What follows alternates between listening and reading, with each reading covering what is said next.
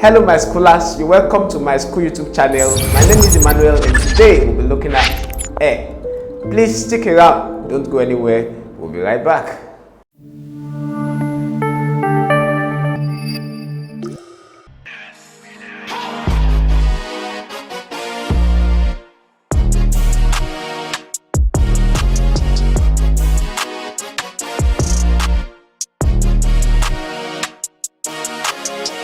You're welcome back to my school YouTube channel. Like I said earlier on, today we'll be looking at air. What are the constituents of air? What makes up air? We'll be looking at the atmospheric oxygen. We'll be looking at the different types of flames we have. We'll be looking at atmospheric nitrogen. We'll be looking at water vapor, all present in air. We'll be looking at atmospheric carbon dioxide or carbon dioxide as some we call it. We'll be looking at noble gases and their uses, and then we'll be looking at comparison between roasting and burning. Let's delve into it. The natural gaseous constituents and their proportion in the air. Like we know in basic chemistry or basic science that air is usually a mixture of gases. Remember that a mixture is made up of two or more components that are physically combined together and they can be separated by physical separation techniques. So air is a mixture of gases because it contains different percentages of air by volume. We have nitrogen having 78% in the air. We have oxygen having 21%. In some textbooks you can see it as 20.9596, but approximately we have it as 21%. We have carbon dioxide having 0.03%, rare gases, inert gases, noble gases, okay, they are all the same. We have about 1% of that. We have water vapor, variable. We can have the moisture present in the atmosphere. The value, varies depending on the season that we are in. We have dust and other variables that could be present in that. If you look at this chart we have here, we have nitrogen here. We just represented as 78%. You can see that. We have 21% for oxygen. We have 1% of carbon dioxide. Argon is present. Water vapor and other gases are all present. All make up this. So because we have nitrogen, oxygen, carbon dioxide, argon, noble gases, and all of those things physically combined together, that is why we say air is a mixture of gases, because all of these are made up of gases. Let's move on to the next slide. What is the proof? How do we show that air is actually a mixture of gases? Experimentally, if air is liquefied at a very high pressure, pure nitrogen and oxygen can be separated out at different temperatures by fractional distillation of the liquefied air. Remember that fractional distillation has to work on the principle of differences in the boiling point of the components that make up that particular compound. So we have nitrogen at its own temperature, we have oxygen at its own temperature. So subjecting them to fractional distillation, you can separate them into their different components. Experimentally also, if air is passed through lime water, the carbon dioxide or carbon dioxide in the air reacts with it, and then it turns the lime water into a milky color. If you bring lime water closer, okay, you expose it to the atmosphere, and then as you bring it close,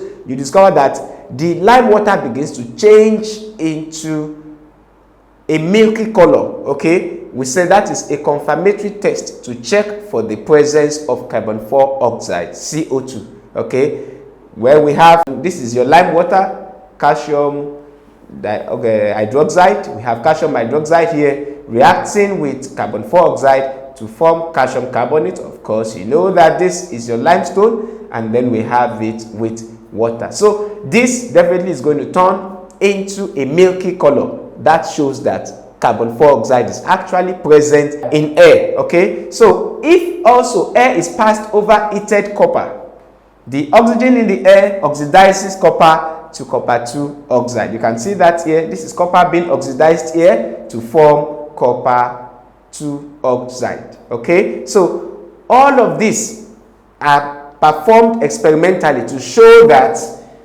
air is actually mixture of gases, because we have different gases that are made up, and then you can separate them into their different components of nitrogen, of oxygen, of carbon dioxide, okay, and then we have it also as oxygen present. So let's move on now.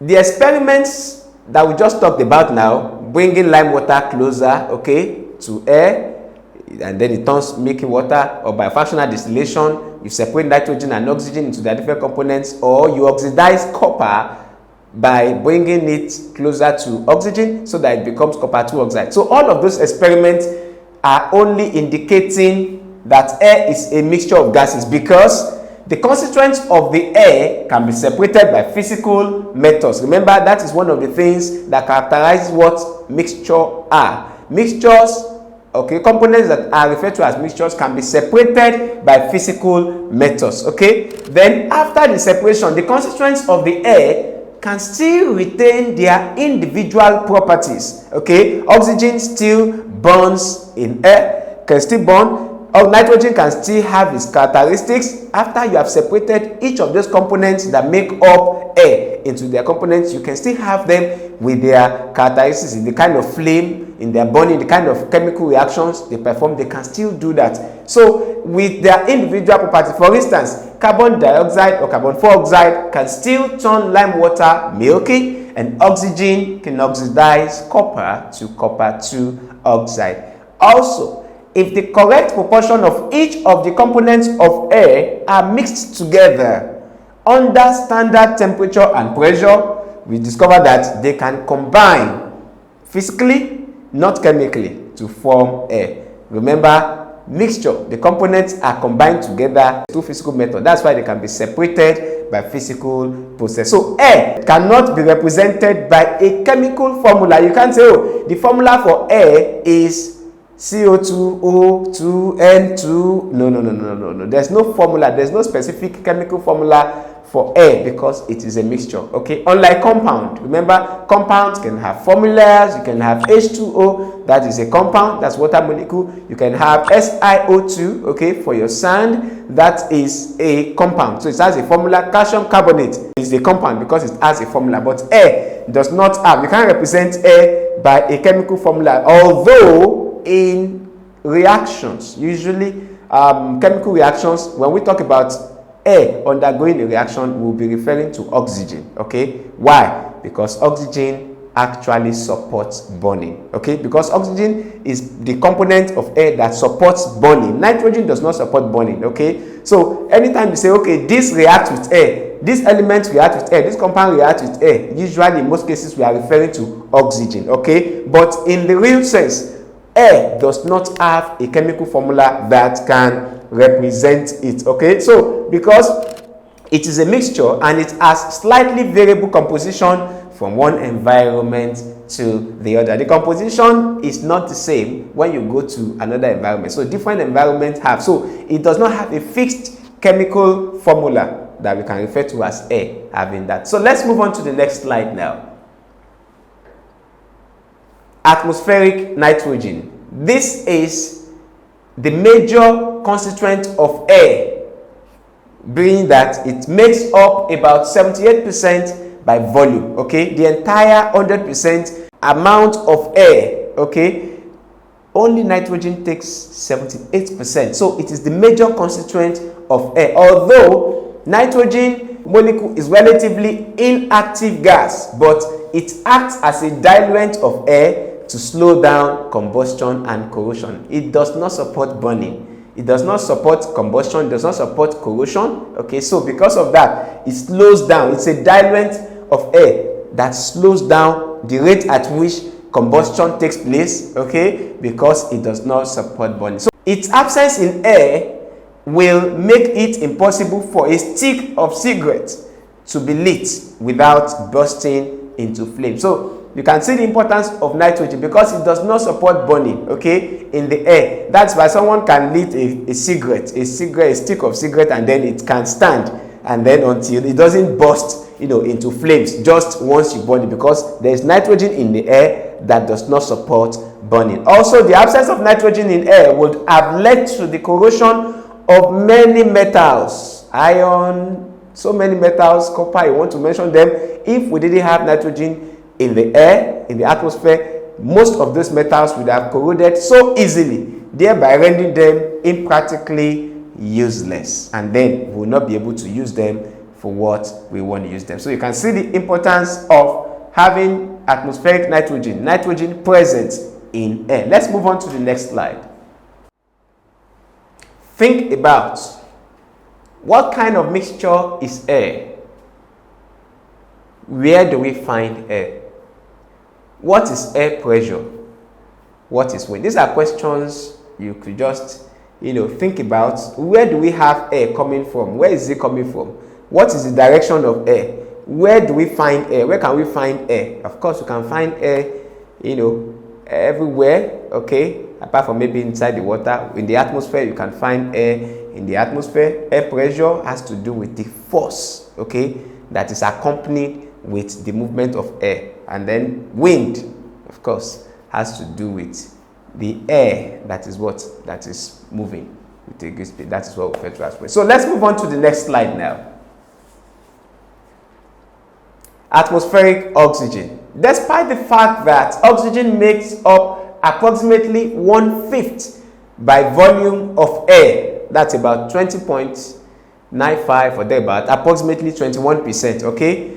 It is the most active constituent of air, okay? It is necessary for cellular respiration in all living organisms. There's no living organism that can survive without air. You and I will not be alive if there's limited or there's no air. That's why you discover once someone is in coma, for instance, okay, you see the person is given oxygen to aid the breathing, okay, respiration of that. So oxygen is necessary for cellular respiration in all living organisms. It is also needed for burning, it is needed for corrosion, and it is needed for decay. In fact, oxygen supports burning. Like I said earlier on, that in most chemical reactions, when we say that a substance is reacting with air, in most cases we are talking about oxygen, because oxygen supports burning, okay? So most substances burn in air in a combustion reaction. So when you react, for instance, hydrocarbon like methane, okay, react it with air or with oxygen, we say that is what? A combustion reaction. Because once you ignite a candle wax, of course, candle wax is an example of hydrocarbon, what happens? It begins to melt, and as it's melting, it vaporizes, and then it decomposes into its constituent elements, namely the hydrogen and then the carbon. That's why you begin to see when you on your candle, you'll be seeing some flames, okay? If you put your hand there, it becomes darkened, okay? You form some black, substances underneath maybe your hand or whatever thing you place above it, okay? And then those black, by the time they settle down, they become what? Like soot, like from charcoal, okay? You have them, that is your carbon. So it separates into that, and then the hydrogen also that. What we are saying in essence is that hydrocarbon will react with oxygen, okay, in a combustion reaction to always produce carbon dioxide and water. Those are the two products of combustion process. Please take note. CH4, for instance, that is your methane, okay, that's an hydrocarbon. C2H, that's another hydrocarbon. C3H8, that's another hydrocarbon. So hydrocarbons usually will react with oxygen, okay? That process is called combustion reaction. It will burn in air and then to produce carbon dioxide, which is carbon dioxide, and H2O. These are usually the products of a combustion reaction. Combustion reaction is a reaction that hydrocarbon reacts with air or burns in air to produce carbon dioxide and water. So these can change. All you just need to do is what? Stoichiometrically just balance the equation, and then you have, this is it here that is being underneath that, and then hydrocarbon reacts with oxygen to produce carbon dioxide and water. Carbon dioxide and water. Carbon dioxide and water. Conversely, these two are actually opposites of themselves. This supports burning, while this does not support burning. Let's move on to the next slide. Atmospheric carbon dioxide. Remember we said that oxygen supports burning, okay? but carbon dioxide does not. Carbon dioxide or carbon dioxide, okay, that's the old name, but the IUPAC name is carbon dioxide. Okay, the atmosphere contains about 0.03% by volume of carbon dioxide. It does not support burning, unlike oxygen. In fact, that is the reason why carbon dioxide is used or is employed when they want to manufacture fire extinguishers, because carbon dioxide does not support burning. So usually in your why question they will ask which of these is used in the manufacturing or production of fire extinguisher. You see oxygen, you see NO, you could see NH3, you see CO2. So the right answer will be CO2, because carbon dioxide, carbon dioxide does not support burning, so it can be used in making a fire extinguisher. So CO2 is formed during respiration, okay, and then during burning it can be formed, and then during decay. Three processes. This is another question that is usually asked. Even in JAM, they will ask that which of these gases can be produced in respiration, burning, or that. Or in some cases, it could be turned up to say that respiration, burning, and decay will produce which of these gases. So respiration will produce CO2, burning will produce CO2, and also carbon dioxide, CO2, is formed when there is a decay. We have a chemical equation here. This is your solid, of course, this is your sugar, C6H12O6, okay, that's your carbohydrate, sugar reacting with oxygen, okay, to produce carbon dioxide, water, and then energy is given off. Usually during respiration, this is the equation for respiration. Food is broken down by oxygen into carbon dioxide, water, and then energy. So that is why you discover that you need energy is given off whenever anyone is carrying out respiration. Whenever any living organism is carrying out respiration, energy is always produced. Take note of this reaction. The reverse is what gives us photosynthesis. So it is needed by green plants in the manufacturing of their own food through the process called photosynthesis. What do we mean? This carbon dioxide that is produced, okay, in the atmosphere, that is formed during respiration, burning, or decay, is actually useful for plants to manufacture their own food. In biology, we were taught that they are autotrophs.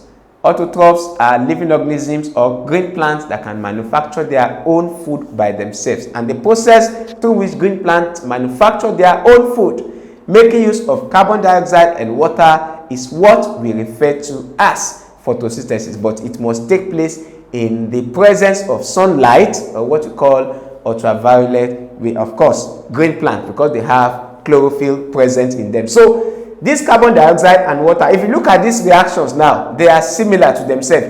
What you have on the left hand side as reactant for this, okay, is what you have as the product for photosynthesis. While what you have here, apart from energy, for the product is what you have here for the reactant. So the reactions, usually it's very easy to get. Just know that in respiration, your food is broken down, that is consumed, is broken down by oxygen to form carbon dioxide and water. That's why we breathe in oxygen as humans or as animals, and then we breathe out carbon dioxide. That carbon dioxide, the plants use it then to do what? To react it with water, and then to produce that food again for themselves, and then together with oxygen. We see an arrow here, which means oxygen is being given off. Of course, it is a gas, okay? So these reactions are very important because carbon dioxide or carbon dioxide is very important to human, because we cannot produce our own food by ourselves. We have to depend on plants and other animals. Let's move on to the next slide.